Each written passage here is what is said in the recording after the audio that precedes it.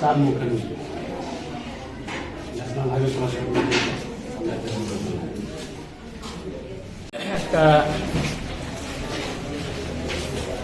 দুঃখজনক একটা ঘটনা। এখন প্রায় একটা 10 মিনিট বাকি একটা বাজে 20 মিনিটের আগে একটা ঘটনা ঘটেছে। আমরাও আমাদের কর্মসূচির জন্য আমরা সাউথ স্ট্রিটে যাচ্ছি, আগরতলা থেকে আছি। বিশালগড় বিধানসভা কেন্দ্রের অন্তর্গত বাইপাস, যেটা লকডাউনের সময় লকডাউন বাজার, সেটাকে 3-4টি দোকান বোধহয় বসেছে এখানে। তো সেই বাজারটির নাম হলো লকডাউন বাজার এবং পাশে আরেকটা নতুন পেট্রোল পাম্প হচ্ছে। ওইখান থেকে প্রায় বোধহয় 150 থেকে 200 মিটার একটা ডিস্টেন্স হবে। আমরা যাচ্ছি আমরা বাইপাস দিয়ে, হঠাৎ করে আমাদের সিকিউরিটির সামনে, সিকিউরিটি গাড়ির সামনে একটা 4 মুখ রাস্তা রয়েছে। আমরা যাচ্ছি ন্যাশনাল হাইওয়ে বাইপাসের মাধ্যমে এবং অচেনা লোক একজন বাইক, বয়স্ক, উনি বাইক চালিয়ে আছে। হঠাৎ করে উনি স্পিডে ন্যাশনাল হাইওয়েটাকে ক্রস করার জন্য উনি আমাদের স্কোয়াডের গাড়ির সামনে চলে আসে।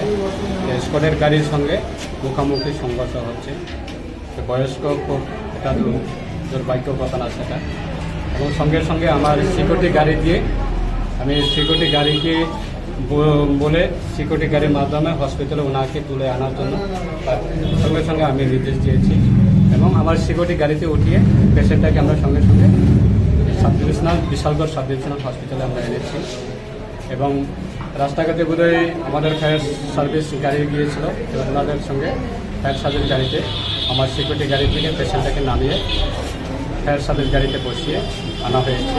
এখন আমরা সাব ডিভিশনাল হসপিটালে রয়েছি এবং ডক্টরের সঙ্গে কথা বলেছি এবং সঙ্গে সঙ্গে ওনাকে অতি দ্রুত যাতে চিকিৎসা করা যায় তার জন্য জিবি হসপিটালে পাঠানো হয়েছে।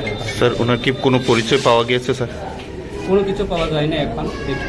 উনি কি হেলমেট পরা ছিল নাকি? হেলমেট ছিল না আমার জানা মতো। বিএপি গাড়িতে আমি ছিলাম। ওনার বয়স্ক যিনি বাইক চালিয়ে আছে খুব স্পিডে এবং সঙ্গে কোনো হেলমেট ছিল না। হেলমেট ছিল এখন কি জীবিতে রেফার করা হয়েছে? না, ওনাকে এটা দ্রুত গতিতে যাতে ওনাকে সেই চিকিৎসা করা যায় তার জন্য ডক্টরের মাধ্যমে ওনাকে জিবি হসপিটালে রেফার দেওয়া হয়েছে। Thank you sir.